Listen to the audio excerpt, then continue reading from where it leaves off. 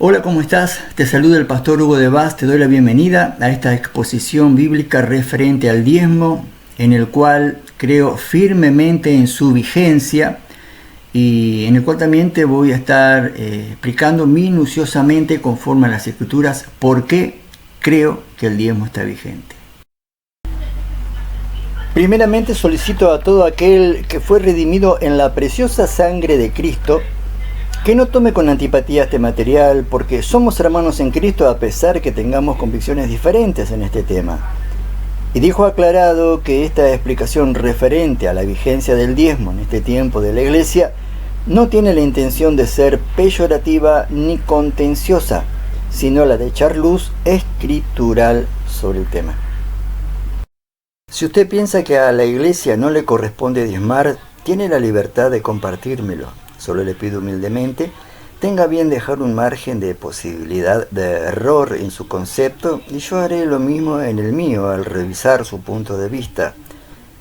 Y también que nos tratemos con humildad y amor de Cristo para evaluar esta exposición sin prejuzgarla ni cerrarse reticentemente a considerar este desarrollo bíblico. Es decir, que la necesidad de hacer la voluntad de Dios sea más importante que ganar una discusión. Digo esto porque podemos encontrar argumento bíblico para afirmar la vigencia del diezmo y argumento también para negarla. Imagino que habrá quienes mirarán este material con la idea de refutarlo y otros con la idea de aprender. El motivo de preparar este material surgió primeramente con la intención de capacitar a los obreros de nuestro ministerio. Pero al ver en la web tanto material erróneo referente a este tema, sentí la necesidad de compartirlo por este medio para nutrir de una correcta interpretación a algunos y para admonición a otros. No se niega que existen pastores que saquen provecho para sí mismos de estas circunstancias, pero también existe un margen de pastores que nos manejamos bajo el temor de Dios, bajo el marco bíblico y creemos firmemente en la bendición de diezmar. Por eso lo enseñamos. En mi caso particular ya voy para 40 años de diezmarle al Señor con todo mi corazón y sin dolor. Pero hay otras personas que dan calificativos como estafadores o pastores ladrones o otro tipo de insultos y de infamaciones que no corresponden al caso. Entonces voy a tratar por todos los medios de ser cuidadoso de que nadie se sienta ofendido en esto que estoy exponiendo, porque no quisiera que nuestro Padre Celestial pueda ver con malos ojos un material en el cual pueda estar ofendiendo a otra persona.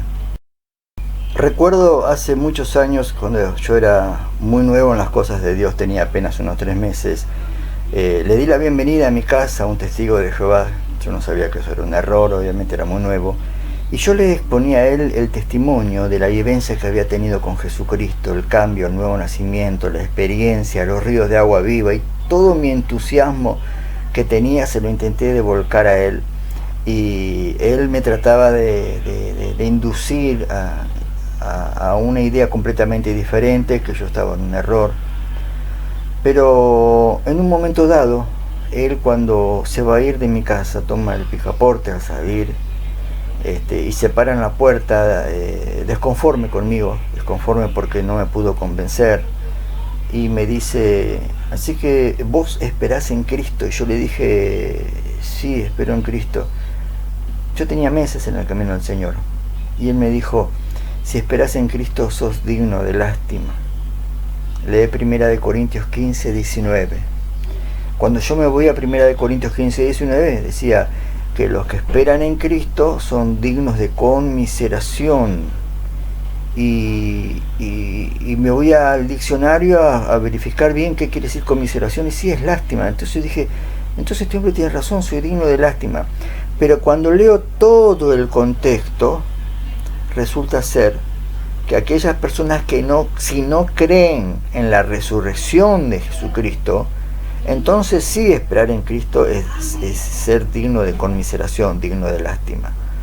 Es decir, él sabía que el texto que me tiró era erróneo, tenía una interpretación errónea, estaba fuera de contexto. Pero a él le importaba ganarme una discusión, ya que había fracasado en el intento de convencerme. Antes de irse me quiso dejar esa espina clavada, que él no hizo otra cosa al final que consolidarme más en Cristo, porque cuando me fui a las Escrituras a leerlo todo, yo ni siquiera sabía este tipo de cosas. Las aprendí allí y la investigué y lo leí todo el capítulo 15. Entonces me di cuenta la mala intención que tenía este hombre. ¿Por qué digo esto? Porque un texto tiene que estar acompañado por el contexto y obviamente también por un sentido, que es el sentido común. Hay quienes afirman que el diezmo era obligatorio o vigente solo en el tiempo de la ley, pero este es mencionado en la Biblia antes, durante y después de la ley mosaica. Por consecuencia, el diezmo es un principio escritural. Para poder entender esta verdad bíblica es menester asimilar todo el contexto escritural que ilumina este tema, todo.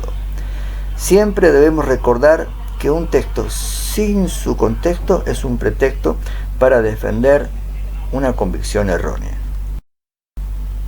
Dentro de los indicios registrados en las escrituras bíblicas que anteceden a la ley, nos encontramos con mandamientos de orden físico, digamos tangible, como lo es el sacrificio, Génesis 46:1, el criterio del yugo desigual, Génesis 24, 3 y 4, la actitud de trabajar, Génesis 3:19, el diezmo, Génesis 14:20, la intimidad sexual, Génesis 2:24, y la circuncisión, entre otros. Con este último, con la circuncisión, el apóstol Pablo bregó denodadamente hacia la aplicación espiritual de la circuncisión, de este mandamiento. Colosenses 2:11 habla de esto y varios textos más. Pero Pablo nunca bregó para aplicar de la misma manera el diezmo, ni siquiera lo menciona puntualmente. Nunca censuró la particularidad de diezmar como lo hizo con la circuncisión. También, antes de la ley aparecen otros tipos de mandamientos abstractos que se toman por obviedad, aunque su indicación no sea directa, como por ejemplo la fe, la obediencia, la santidad, la misericordia, el llamamiento, etc. Es decir, que son principios de la doctrina de Dios que fueron establecidas desde antes de la ley, y con la llegada de la ley estos mandamientos se instituyeron y se registraron escrituralmente en el Antiguo y en el Nuevo Testamento. Abraham entrega los diezmos al sacerdocio de Melquisedec, luego de recibir su bendición, obviamente. En Génesis 14:20 está esto. Y le dio a Abraham los diezmos de todo. Aquí tenemos un registro que Abraham diezmó, cuando todavía no existía la ley. Hay quienes afirman que esto fue solo un diezmo ocasional, porque no dice la Biblia que sea un habitué del patriarca, pero tampoco dice que no diezmaba regularmente. No están todos los registros completos de todas las vivencias de los hombres de Dios. Sabemos que estaba lejos de su tierra y de su parentela, y quizás geográficamente distanciado de Melquisedec, pero por favor no afirmemos que no diezmó en otras ocasiones, ni que sí lo hizo, porque no lo sabemos, esa es la verdad. Pero lo que nos consta es que desde el tiempo de Abraham ya existía la idiosincrasia de diezmar. También tenemos el conocido dato de Jacob, que a pesar de que hasta este momento no tenía la espiritualidad de su abuelo Abraham, denota que el diezmo era parte de la doctrina que vio en su abuelo y quizás también en su padre, porque se comprometió con Dios a cumplir con este mandamiento. Lo dice en Génesis 28:22, dice, y de todo, no de una parte, de todo lo que me dieres, el diezmo apartaré para ti. Atención con esto, cuidado. Todos creemos que él cumplió con esa promesa, máxime después de transformarse en un hombre maduro, un hombre espiritual. Pero la Biblia no nos dice que él en cada fecha correspondiente pagaba sus diezmos. Eso no está registrado en la Biblia. Pero creemos que así fue. Porque él dijo, y esta piedra que he puesto por señal será casa de Dios. Y de todo, otra vez dice acá, y de todo lo que me dieres, el diezmo apartaré para ti. Aquí hay un anticipo profético que sería para el sostenimiento de la casa de Dios. Con esto, no trato de decir que en el tiempo patriarcal existía una ley que regía el diezmo. Solo afirmo la evidencia de la existencia del mismo. Es decir, no existía la ley y ya existía el diezmo, eso no se puede negar. Es un principio escritural, aunque a algunos les molesta escuchar esto, pero es así, es un principio escritural. Bueno, el diezmo vigente durante la ley, este no es tema de discusión. 11 tribus se dedicaban a la agricultura, a la ganadería, a la apicultura y comercio, y la tribu de Leví fue la consagrada al sacerdocio, recibiendo el diezmo de las otras 11 tribus para el sostenimiento de la casa de Dios y el sostenimiento del sacerdocio. Obviamente me refiero a las tribus de Israel, ¿no? Es un estatuto, bueno, acá están los textos bíblicos para tenerlos presentes, Deuteronomio 14:2, en Números 18:21, algunos nomás para tener en cuenta, Levítico 27 del 30 al 34. Pero algo que resalta acá. El diezmo era un salario, acordate de esta palabra, salario para los levitas. Y ni lo explico porque todos estamos de acuerdo en esto y sabemos que por más de 1500 años esta modalidad de sostenimiento funcionó para la casa de Dios y para sus siervos. Bueno, aquí comenzamos, la parte interesante. El diezmo vigente después de la ley. Aquí es donde nos tomamos el tiempo detenidamente para poder interpretar bien que el diezmo sigue vigente. Abordamos esta comprensión entrando en 1 Corintios capítulo 9. Desde el versículo del 1 al 3, Pablo allí define y defiende su ministerio apostólico. Esto lo pueden leer directamente.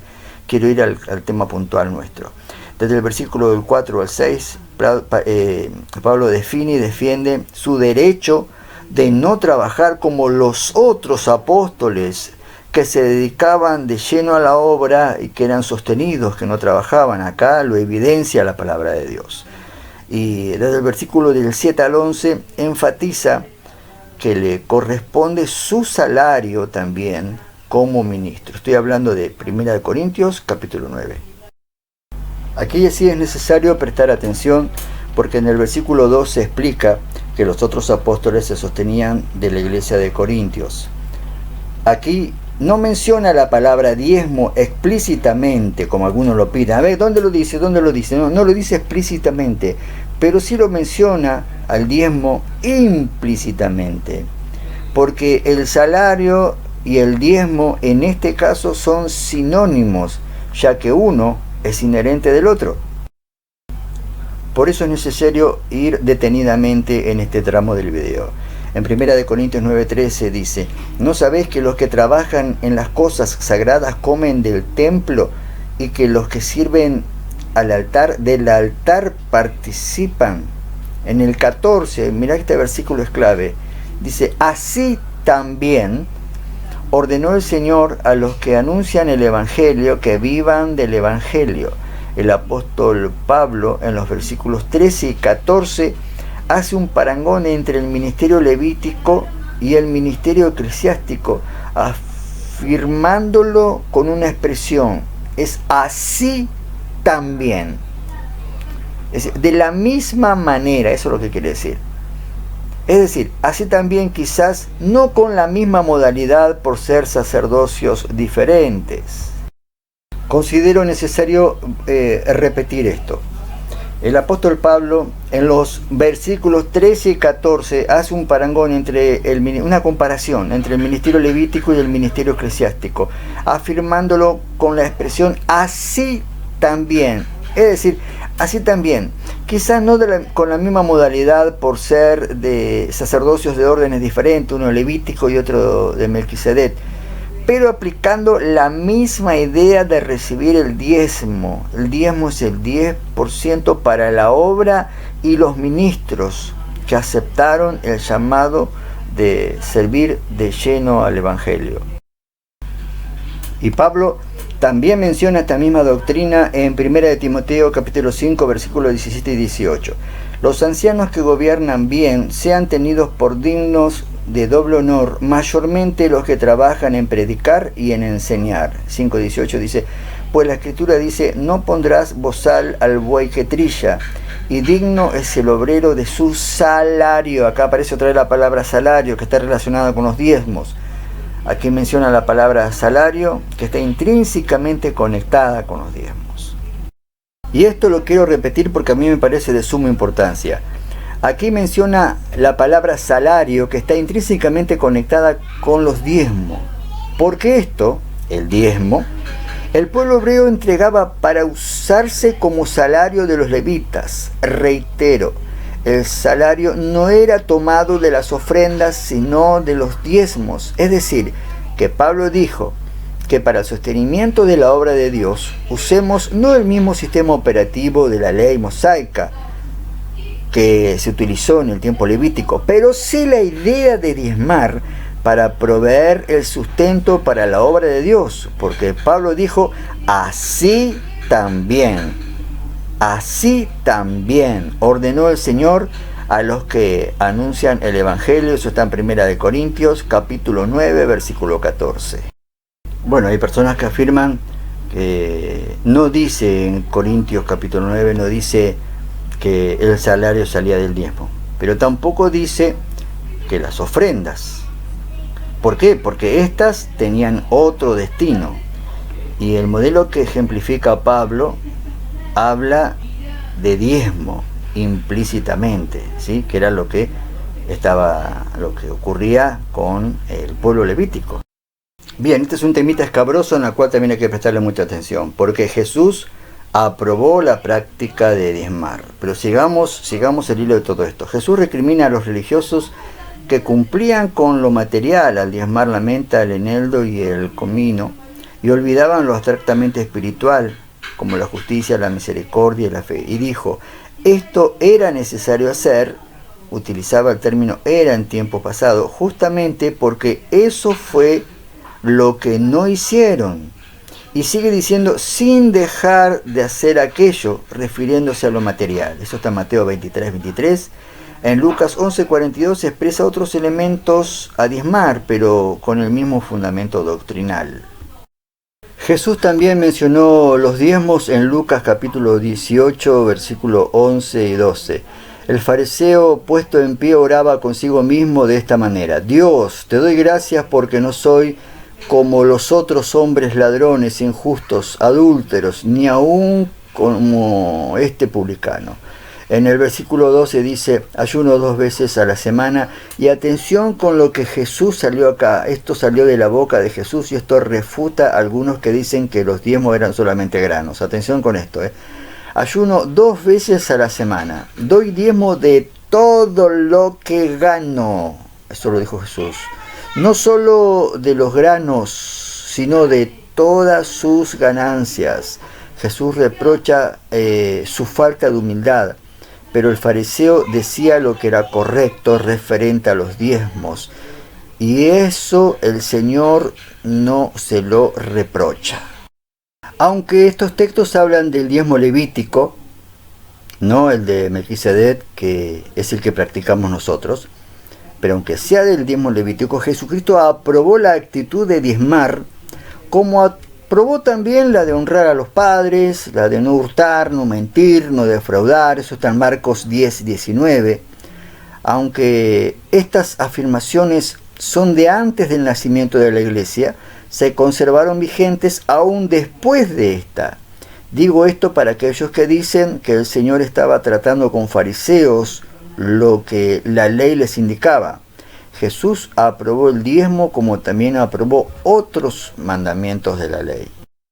Bueno, a las personas que no les gusta diezmar o que les duele diezmar o que creen que no corresponde diezmar, utilizan esto como que es algo de la ley, y que evidentemente Jesús estaba tratando con los fariseos. Vuelvo a decir, el diezmo que nosotros practicamos es el diezmo del sacerdocio de Melquisedec, pero a su vez, el conocimiento escritural del fariseo era óptimo, eso estaba correcto. Lo que no era correcto era su porte, su conducta. Lo que no era correcta era la hipocresía que ellos usaban. Y si bien, como dije recién, esto se estuvo tratando antes de que nazca la iglesia, es importante también reconocer que una vez que la iglesia nació, hubieron muchos de estos puntos que después quedaron vigentes también, como por ejemplo el diezmo. Bueno, aquí están los textos bíblicos de 3 tipos de diezmos diferentes que se daban en el Antiguo Testamento, pero acá lo vamos a ver en 3 facetas diferentes que tenía la ley. Existía un diezmo que pertenecía a la ley, pero digamos a la faceta cívica, lo que tiene que ver con la sociedad, con la comunidad, que era para los pobres. Existía otro diezmo que pertenecía a la faceta ritual, todo lo que era ceremonial, las festividades, los días de celebración y demás. Y existía otro que pertenecía a la faceta moral y espiritual, porque era destinado para la manutención del templo. Está en números 18, 21, 24. Este es el diezmo que no fue aprobado. Sumo atención con este detalle importante. El diezmo que practicamos actualmente es el que viene según el orden de Melquisedec.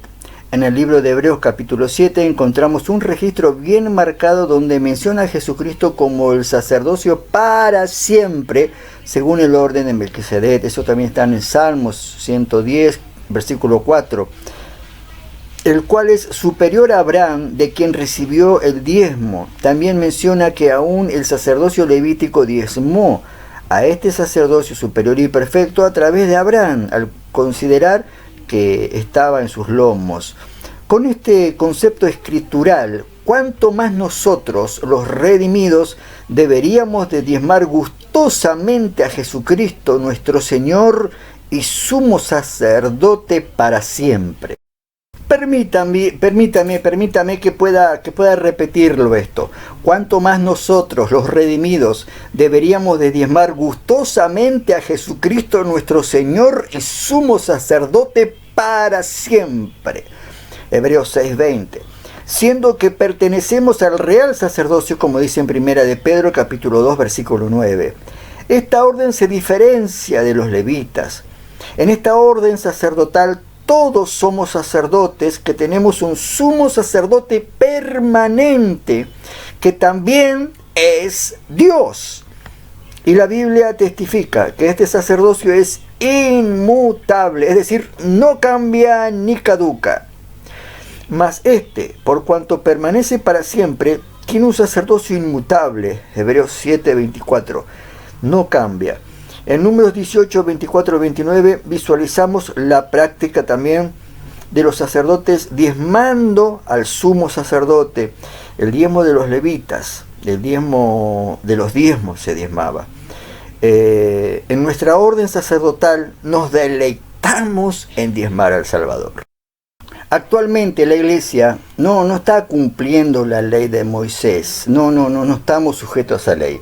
El sacerdocio que estamos nosotros ahora ejerciendo es el de Melquisedec, es un sacerdocio superior con la misma modalidad de diezmarle a nuestro sumo sacerdote. ¿Por qué? Porque es inmutable, es para siempre, es decir, no ha finalizado, continúa. Por eso el diezmo todavía está vigente. Es fácil de entender. Hay quienes se basan en que Abraham no diezmó de lo suyo, sino que diezmó de una ganancia de guerra. Y por esto afirman que según la Escritura solo se debe diezmar de un botín de guerra. Pero si tomamos esto literal, sería contradictorio, porque Melquisedec no tenía nada que ver con Júpiter. Él era rey de paz, rey de justicia.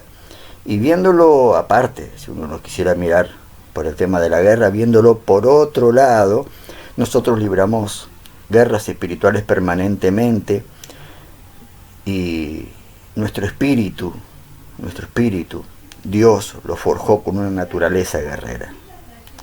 En Efesios 6:12 nos habla de este tema. Atención, aquí aparece un detalle importante. La medida del diezmo es un 10%. Hay quien dice que entregar un dinero o una ofrenda es diezmar. No. El diezmo es el 10%. Acá vamos a dar lectura, dice: la medida o porcentaje del diezmo. La medida del diezmo es el 10%. Abraham no se quedó con nada del botín de guerra. Abraham estaba en condiciones de diezmar el 90% si quería. Igualmente Jacob pudo comprometerse con el 12 o con el 20%, pero de alguna manera ellos sabían que la medida de Dios era el 10%. Como más adelante también quedó documentado en la ley mosaica. A pesar de esta verdad, hay una corriente de creyentes que enseñan que ya no hay porcentaje para darle a Dios, sino que la medida actual es una ofrenda voluntaria según sienta en su corazón. Eso no está marcado en la palabra de Dios cuando hace referencia al diezmo. Y a esto lo pasamos a explicar ahora. Atención con este texto bíblico. Pero esto digo: el que siembra escasamente también segará escasamente, y el que siembra generosamente, generosamente también segará. Primera de Corintios capítulo 9, versículo 7. Y sigue diciendo así, atención, dice: cada uno dé como propuso en su corazón, no con tristeza ni por necesidad, porque Dios ama al dador alegre. Esto está en 2 de Corintios 9, 6, 7. Cuando la Biblia dice que cada uno dé como propuso en su corazón, hace alusión y evidencia a una ofrenda misionera. Esto está explicado en 1 de Corintios capítulo 16, versículo del 1 al 3. 16.1 dice: en cuanto a la ofrenda para los santos, haced vosotros también de la manera que ordené a las iglesias de Galacia. Y atención, porque en el versículo número 2 sigue diciendo: cada primer día de semana, cada uno de vosotros ponga aparte algo. ¿Aparte de qué? Obviamente tiene que ser del diezmo. Cada primer día de semana, cada uno de vosotros ponga aparte algo, según haya prosperado, guardándolo para cuando yo llegue, no se recojan entonces ofrendas. Y en el versículo número 3 dice: y cuando haya llegado, a quienes hubierais designado por carta, a estos enviaré para que lleven vuestro donativo a Jerusalén. Esto no era para el sostenimiento de la iglesia local. Estos eran donativos para Jerusalén. Esta ofrenda tenía una misión específica y era recogida por Pablo por quien él designara para llevarla a Jerusalén. Las actividades misioneras tenían sus costos, sus viajes y también los pobres a quienes asistían.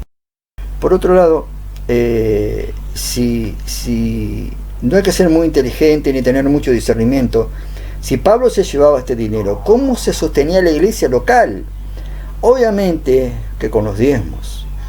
Escuche, siempre que lea la recaudación de ofrendas, nunca fue para el sostenimiento de la iglesia local, sino para los santos de Jerusalén que ministraban en la obra misionera.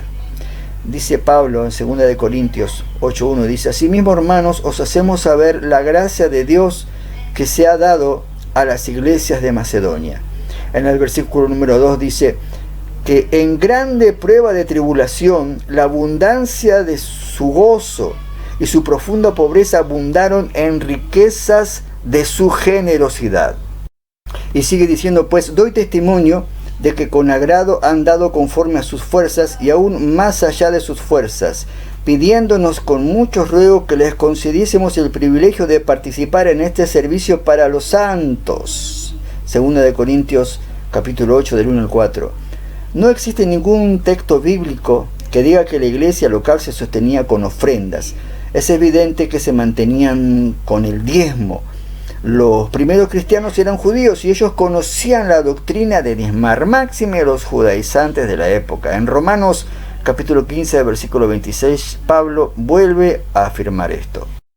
Porque Macedonia y Acaya tuvieron a bien hacer una ofrenda para los pobres que hay entre los santos que están en Jerusalén. Hay quienes afirman que los apóstoles no tomaban dinero porque en la puerta del templo La Hermosa, Pedro le dijo al paralítico: no tengo plata ni oro, Hechos 3:6. Pero existen evidencias que los líderes de la iglesia manejaban dinero. Segunda de Corintios 11:8, Primera de Corintios 9, del 12 al 14, Hechos 4, del 35 al 37, Hechos 5, del 1 al 11, entre otros textos. En el libro de los Hechos se detalla cómo se subvencionaba la iglesia primitiva. Atención con esto, para los que dicen, no, nosotros somos como la iglesia primitiva. Atención, Y la multitud de los que habían creído era de un corazón y de un alma, y ninguno decía ser suyo propio nada de lo que poseía, sino que tenían todas las cosas en común. Y con gran poder los apóstoles daban testimonio de la resurrección del Señor Jesús, y abundante gracia era sobre todos ellos. Así que no habían entre ellos ningún necesitado, porque todos los que poseían heredades o casas las vendían y le traían el precio de lo vendido, y lo ponían a los pies de los apóstoles, y se repartía cada uno según su necesidad. Hechos 4, 32 al 35. Si quieren saber realmente cómo se manejó la iglesia en un principio, era así, de esta manera. Para hacer lo que hacía la iglesia primitiva, tendríamos que cada uno traer el 100% a las arcas de la iglesia, para que desde ahí sea distribuida para cubrir las necesidades de todos.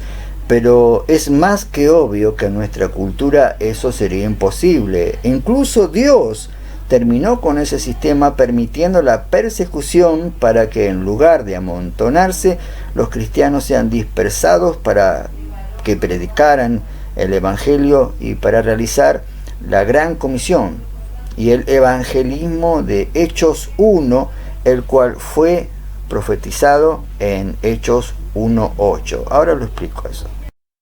Es decir, que la iglesia primitiva manejaba todos sus bienes centralizados desde la iglesia, desde los apóstoles.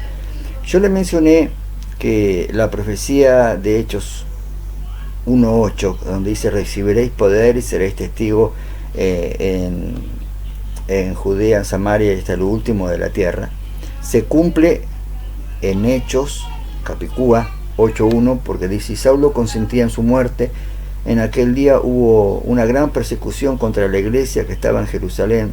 Todos fueron esparcidos por las tierras de Judea, Samaria. Es decir, se esparcieron, y al esparcirse llevaron el evangelio y se cumplió la palabra. Pero lo que quiero decir, que ese sistema de tener todo en común allí se acabó, porque el Señor mismo permitió esa persecución para la extensión del evangelio.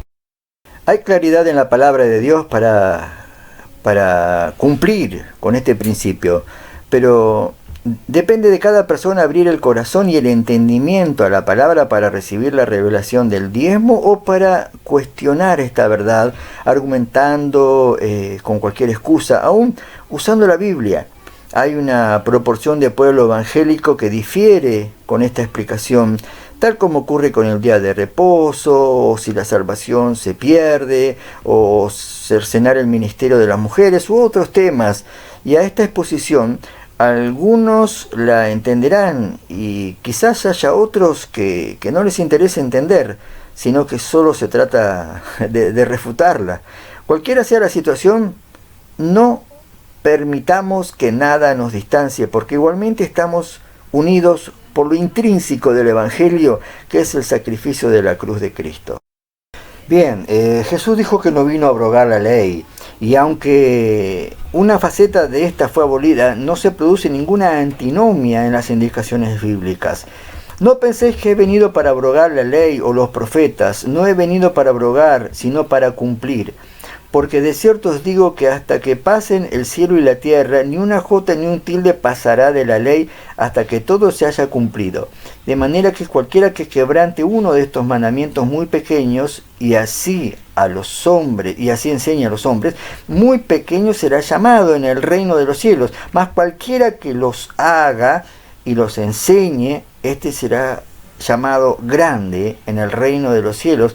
Esto está en Mateo capítulo 5, versículo 17 al 19. Debemos entender que la ley mosaica funge en tres facetas diferentes. La faceta ritual, esta entiende a sus fiestas solemnes, ritos, sacrificios, ceremonias, etc. Considerando que estas eran solo una sombra de lo que habría de venir, es decir, de Cristo, a quien esta faceta de la ley anunciaba. Efesios 2.15, Colosenses 2.14, Hebreos 7.18, 8.13, 10.1, 12.27. Ejemplos como el Cordero Pascual, el día sábado, el tabernáculo, son todos sombras de lo que habría de venir. Después está la faceta cívica, ¿sí? la civil. Esta describe las leyes sociales, sanitarias, comerciales, las que regían a la nación, como casamientos, divorcios, actividades comerciales y otras cosas. Después también la faceta moral. Esta es la que Jesús no abrogó, sino que contrariamente la intensificó, quitándola de las tablas y escribiéndolas en el corazón de los hombres. No matarás, no levantarás falso testimonio, no codiciarás. Oísteis que fue dicho a los antiguos, no matarás, y cualquiera que matare será culpable de juicio. Pero yo os digo que cualquiera que se enoje contra su hermano será culpable de juicio, y cualquiera que diga necio a su hermano será culpable ante el concilio, y cualquiera que le diga fatuo quedará expuesto al infierno de fuego. Oíste que fue dicho, no cometeréis adulterio, pero yo os digo que cualquiera que mira a una mujer para codiciarla ya adulteró con ella en su corazón. Aquí hay solo dos ejemplos de que Jesús no abrogó esta faceta moral de la ley, sino que la intensificó. Esta es la ley de Cristo, la que menciona Gálatas 6:2, sobrellevar los unos a los otros las cargas y cumplir así con la ley de Cristo. El hecho que los apóstoles no hayan dejado mandamiento específico referente a esta cuestión del diezmo no significa que lo desaprobaron, porque tampoco aparece un texto que en manera directa indique que no se debe diezmar. El diezmo no es el único indicativo que aparece implícitamente y no explícitamente. Ejemplo, ninguno de los apóstoles escribió que no se hagan imágenes, pero actualmente cuando se predica este tema se apela al Antiguo Testamento para consolidar esta verdad.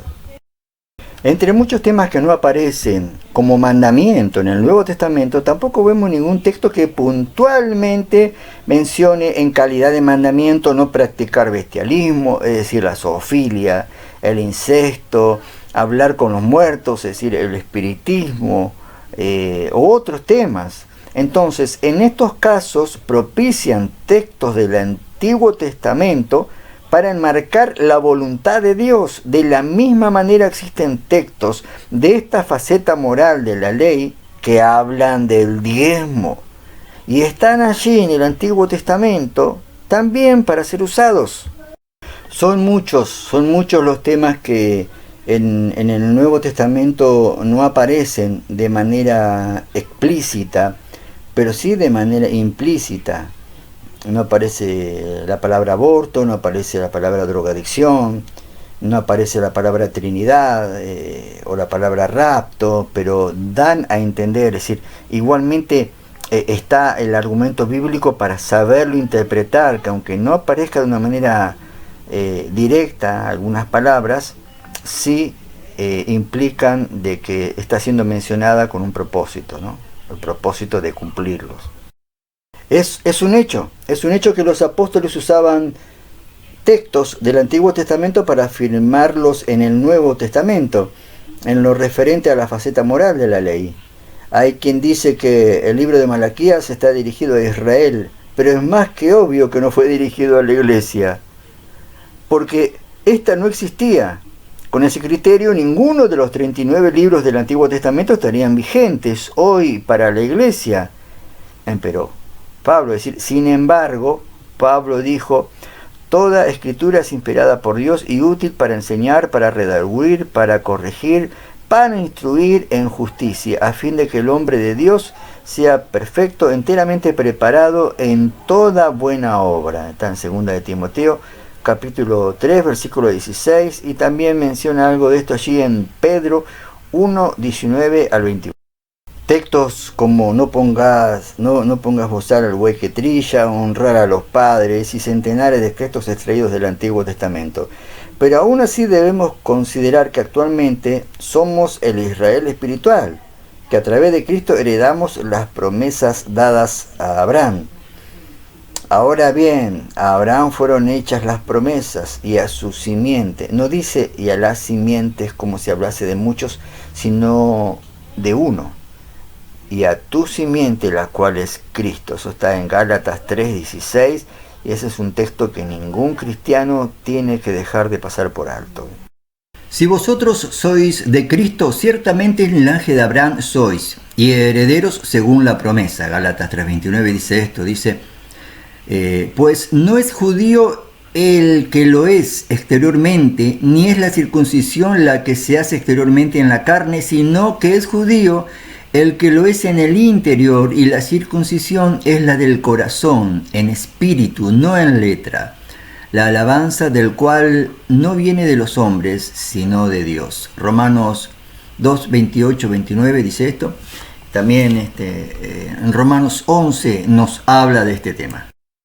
En la faceta moral y espiritual, la ley sigue vigente para nosotros, transformándose en la ley de Cristo, revestidos de gracia y justicia adquirida en la cruz para justificarnos. Es decir, que tranquilamente podemos tomar para nosotros Jeremías 33:3, Deuteronomio 28 y Malaquías 3:11, donde dice que reprenderá por nosotros al devorador, aunque sabemos que se refiere a la langosta. También tiene una connotación espiritual, como toda la Biblia. Sería una falacia de exégesis hacer un filtro con aquellos textos que no coinciden con una particular tesitura personal. Cuando revisamos la historia de las escrituras patrísticas y los llamados padres de la iglesia y también escritos de aquella época, nos encontramos que solo Justino Mártir, él y Tertuliano, uno fue del año 100 después de Cristo, el otro 160 después de Cristo, afirmaban que no eran obligatorios los diezmos, pero todos los demás padres de la iglesia y fuentes de aquellos primeros siglos eran partidarios de practicar los diezmos, ¿sí? Otra excepción fue Ireneo de León en el 130 después de Cristo. Pero atención con esto, porque algunos lo usan como ejemplo. Ireneo estaba en desacuerdo con los diezmos. Claro que sí que estaba en desacuerdo. Estaba en desacuerdo porque él decía que no tenía que ser el 10%, que tenía que ser el 100%. Que afirmaba que el cristiano no debería entregar el 10, sino el 100%. Y este líder fue quien sucedió a Policarpo, es decir, fue discípulo de Policarpo. Y Policarpo fue discípulo de Juan, el discípulo amado. Y Juan fue discípulo directo de Jesús. Bueno, quizás esto no sea trascendental, pero también sirve como para tener un poquito de referencia de la historia, ¿no? Los siguientes pioneros de la iglesia y las fuentes contemporáneas que menciono aquí son quienes confirmaban la continuidad del diezmo, es decir, la vigencia del diezmo. Clemente de Roma, Didascalia Apostolorum, Hilario de Poitiers, Ambrosio de Milán, San Jerónimo, que fue el traductor de la Vulgata Latina, una traducción importantísima, Juan Crisóstomo, otro también padre de la iglesia muy conocido, muy importante, el mentado Agustín de Hipona, él también estuvo de acuerdo en su momento con el tema de los diezmos. y otros escritos como Constituciones Apostólicas del siglo IV y otros. Si alguien quiere estos escritos aquí mencionados, se los puedo enviar por correo. Si alguien los necesita, los quiere verificar, se los puedo enviar.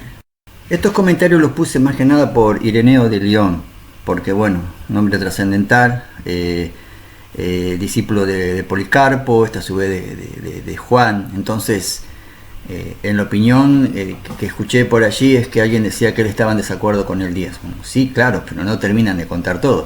Estaba en desacuerdo porque a él le parecía que el 10% era poco, que la gente tenía que...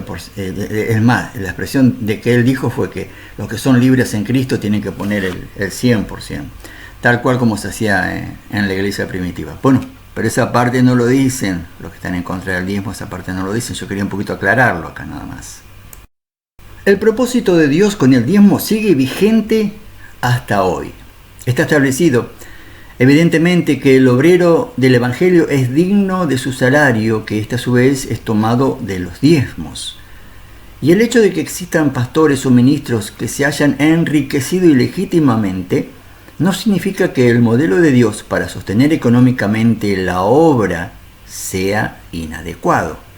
Tampoco tiene sentido abrogar un mandamiento siendo que es necesaria su vigencia para seguir con la continuidad de la obra de Dios. A algunas personas se les hace fácil criticar desde afuera sin saber las peripecias que a veces tienen que atravesar los siervos de Dios, que no reciben ningún tipo de ayuda de parte del gobierno estatal de su nación. Hablo de terrenos, alquileres, mobiliarios, impuestos, asistencia a los necesitados, etc. Más el sostenimiento de la familia pastoral. En verdad no es mi intención con este material salir a defender a la pastoral. En todos lados hay gente buena y hay gente que no es tan buena. Pero a veces se escuchan de este tipo de murmuración hacia los pastores, pero esta misma gente que censura a los siervos de Dios, nunca se les escuchan reconocer la importancia de la iglesia evangélica sobre la sociedad al tener cuantiosos testimonios de personas restauradas de diversos flagelos sociales. Más allá de la salvación que alguien puede creer o no, la salvación del alma, cada iglesia tiene en su haber los resultados del mover de Dios sobre la gente. Matrimonios, hombres, mujeres, jóvenes, niños y familias enteras han sido bendecidas en la iglesia evangélica. No estamos jugando a la religión, sino que estamos afectando nuestra comunidad con nuestra fe en Jesucristo.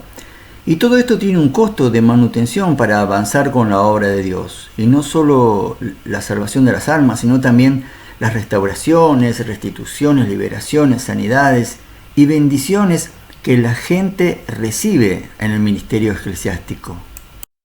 Cada congregación tiene decenas, centenas y miles de personas transformadas en personas de bien con el mensaje del Evangelio.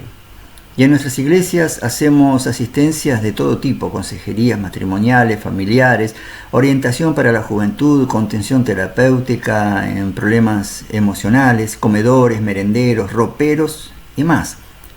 Este fruto habla por las claras que el destino de los diezmos que no sufren malversación son valederos y aprobables ante la cordura ciudadana que aprueba lo que es bueno para su comunidad. Pero hay una pregunta, ¿no? Para aquellos que no aprueban el diezmo hoy, la pregunta es, si el diezmo se usaba para el salario ministerial, el mantenimiento del templo y asistencia a las personas, ¿con qué propósito Dios querría abolir el diezmo si actualmente tenemos las mismas necesidades a cubrir? El sentido común y escritural nos indica que el diezmo sigue vigente, ya que Pablo, cuando comparó el ministerio levítico con el eclesiástico, terminó afirmando: así también hágase ahora. Eso está en 1 Corintios 9:14. Yo lo estoy confirmando todo esto, porque ya lo estuve tocando este tema.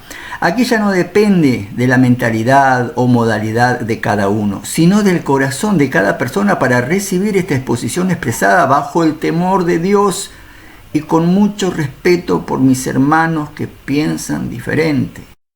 En lo personal, nunca he dejado de diezmar.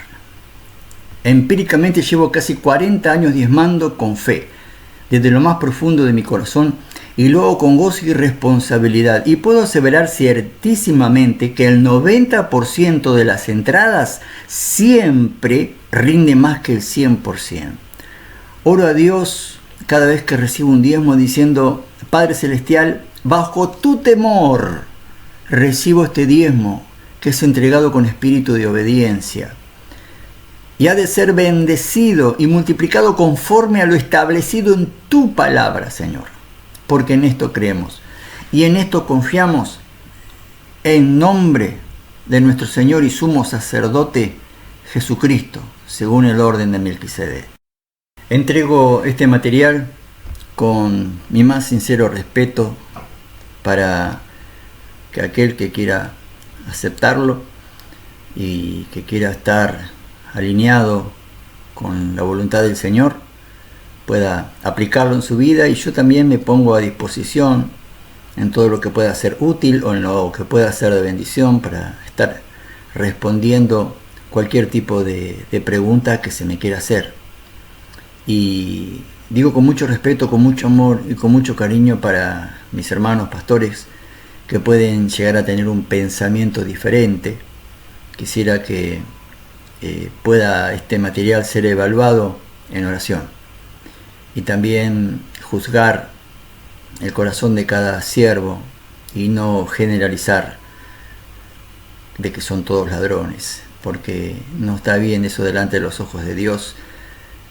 Por otro lado, hay algo muy importante, que acá no está viendo el mundo, nos están viendo los inconversos, y no le hace bien al Evangelio. Todos aquellos que somos portadores de la palabra de Dios, aunque tengamos diferentes modalidades o en algunas áreas, algunas interpretaciones en las cuales no coincidimos, no nos hace bien que nos vean divididos o arrojándonos piedras los unos a los otros. Nuestra identidad es el amor. En esto los conoceréis, que se amarán los unos a los otros. Dios les bendiga. Les saluda el pastor Hugo de Vaz para servirle.